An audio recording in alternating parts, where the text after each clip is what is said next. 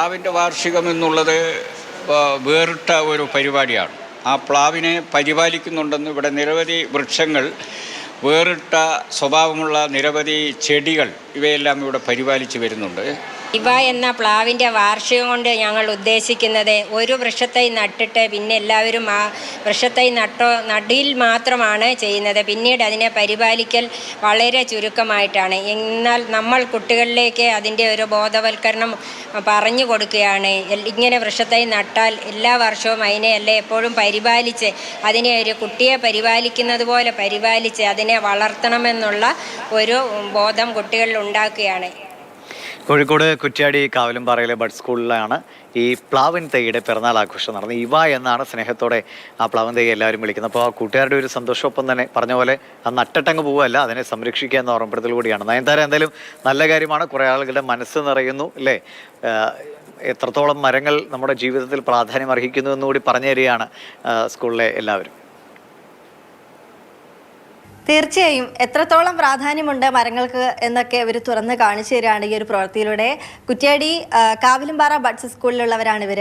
കഴിഞ്ഞ ബഡ്സ് വാരാചരണത്തിൻ്റെ ഭാഗമായി നട്ട് വളർത്തിയ തൈയാണ്, പ്ലാവിൻ തൈയാണ്. ഇന്ന് അവരുടെ ഒക്കെ പൊക്കത്തോളം വന്നു ആ ഒരു പ്ലാവിൻ തൈ.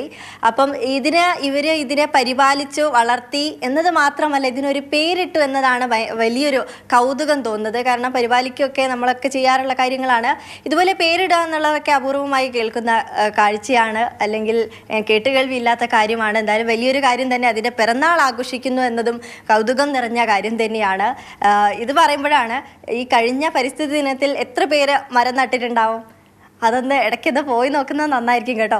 അങ്ങനെ നോക്കുന്നവരില്ല എന്നല്ല, നോക്കുന്നവരുണ്ട്, കൃത്യമായി ചെയ്യുന്ന ആളുകളൊക്കെ ഉണ്ട്. പക്ഷെ എനിക്കറിയാം ഒരുപാട് പേര്, നമ്മൾ വാർത്തയ്ക്ക് ചെയ്യുന്നതാണല്ലോ, ഈ പരിസ്ഥിതി ദിനത്തിൻ്റെ ആ ദിവസത്തിൽ റോഡ് സൈഡിലൊക്കെ ഒരുപാട് തൈകളൊക്കെ കുഴിച്ചിടുന്നു, അല്ലെങ്കിൽ വീടുകളിലായാലും കുഴിച്ചിടുന്നു.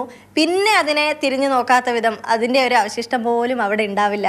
വലിയ മരങ്ങളായി കാണണമെന്നൊക്കെ ആഗ്രഹിക്കുന്ന ചുരുക്കം ചിലർ മാത്രമേ ഉണ്ടാവൂ. അവരൊക്കെ അവരുടെ മനസ്സുകൊണ്ടാണ് നമ്മളൊക്കെ നിലനിന്ന് പോകുന്നത് എന്നൊക്കെ ചിന്തിക്കേണ്ടി വരുന്ന ഒരു കാലമായി മാറിയിരിക്കുകയാണ്.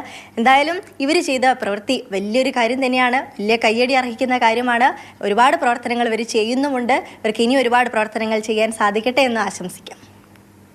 ശരി നയൻതാര, എന്തായാലും സന്തോഷത്തോടെ ഇരിക്കട്ടെ. ആ കുട്ടികൾ ആ പ്ലാവും തൈ നല്ല അല്ലേ പടർന്ന് വന്നിരിച്ച് വേഗത്തിൽ തന്നെ ചക്കയൊക്കെ നല്ല ചക്കപ്പഴമൊക്കെ കഴിക്കാനും കൂടി അവർക്ക് ഭാഗ്യം ഉണ്ടാകട്ടെ. ശരി.